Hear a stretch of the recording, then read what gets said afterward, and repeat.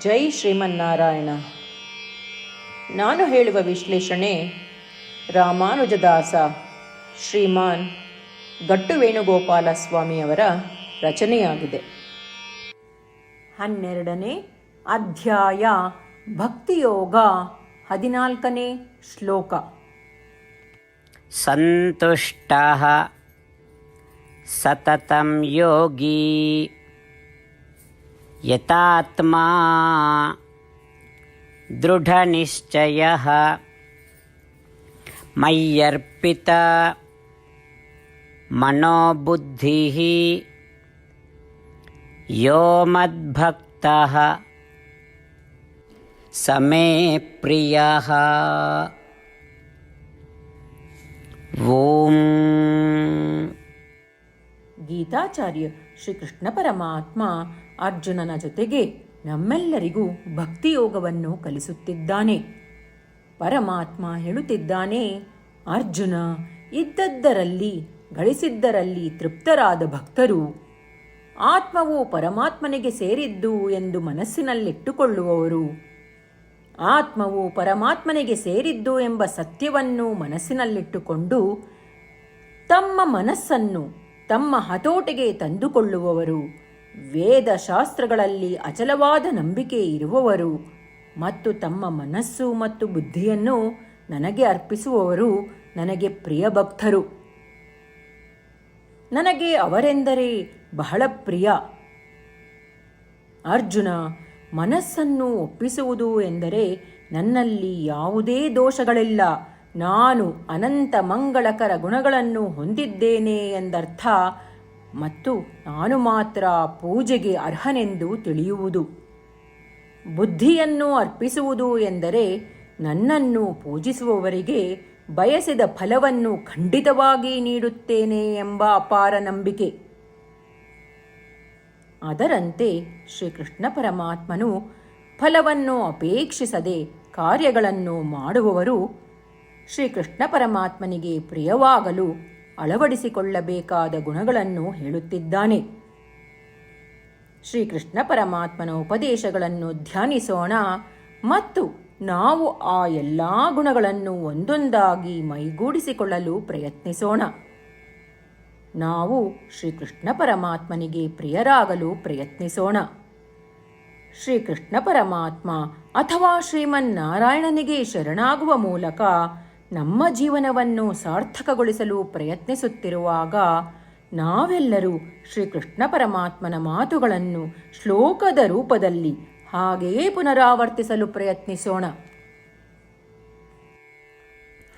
ಸಂತುಷ್ಟಃ ಸತತಂ ಯೋಗಿ ಯತಾತ್ಮಾ ದೃಢನಿಶ್ಚಯಃ ಮಯ್ಯರ್ಪಿತ ಮನೋಬುದ್ಧಿಃ ಯೋ ಮದ್ಭಕ್ತಃ ಸಮೇ ಪ್ರಿಯಃ.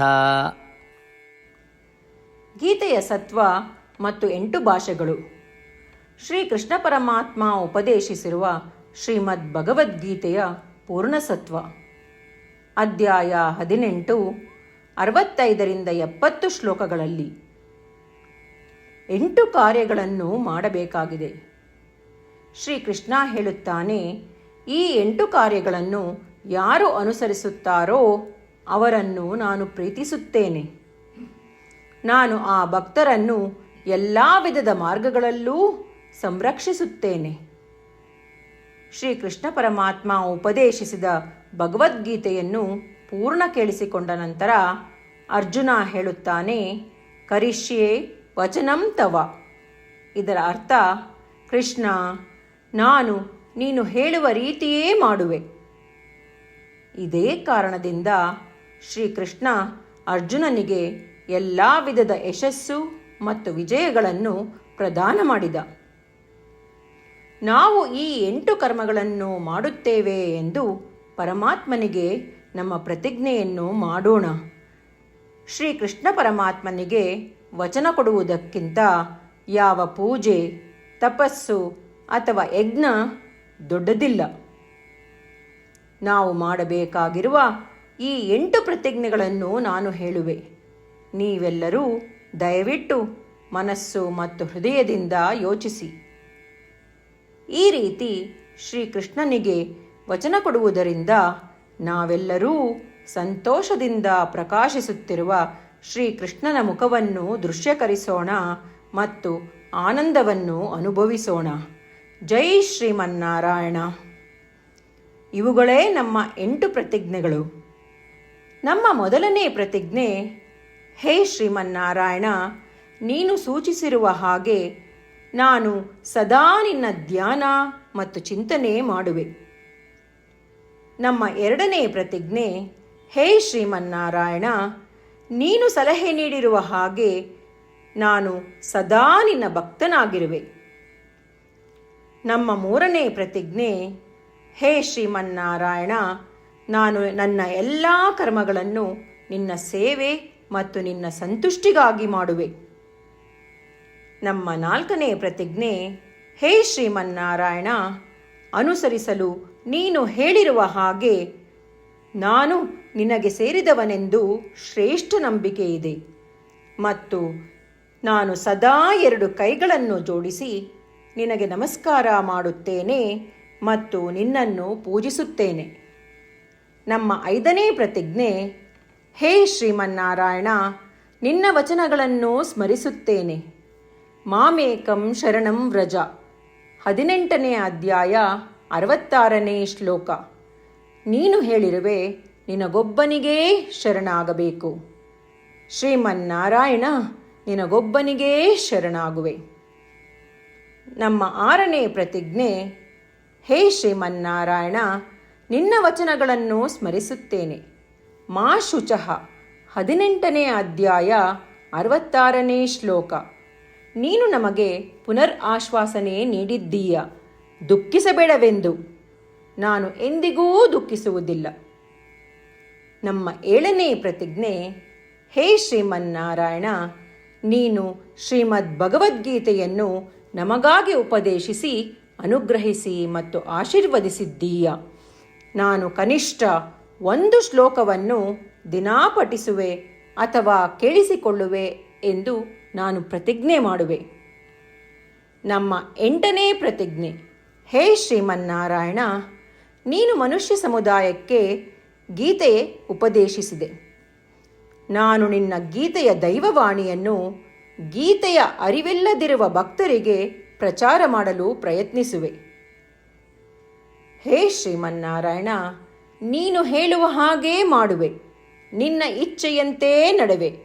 ನಾನು ನಿನಗಾಗಿಯೇ ಶ್ರಮಿಸುವೆ.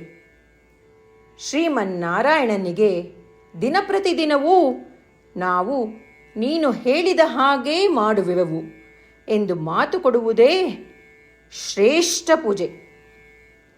ನಾವು ನಮ್ಮ ಅಚಲವಾದ ನಂಬಿಕೆಯಿಂದ ಅವನಿಗೆ ನಮ್ಮ ಪ್ರತಿಜ್ಞೆ ಮಾಡೋಣ.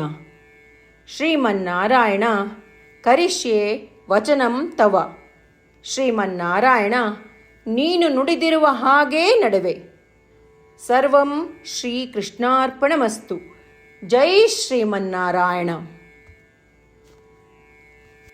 ಸಂತುಷ್ಟಃ ಸತತಂ ಯೋಗಿ ಯತಾತ್ಮಾ ದೃಢನಿಶ್ಚಯಃ ಮಯ್ಯರ್ಪಿತ ಮನೋಬುದ್ಧಿಃ ಯೋ ಮದ್ಭಕ್ತಃ ಸಮೇ ಪ್ರಿಯಃ. ಓಂ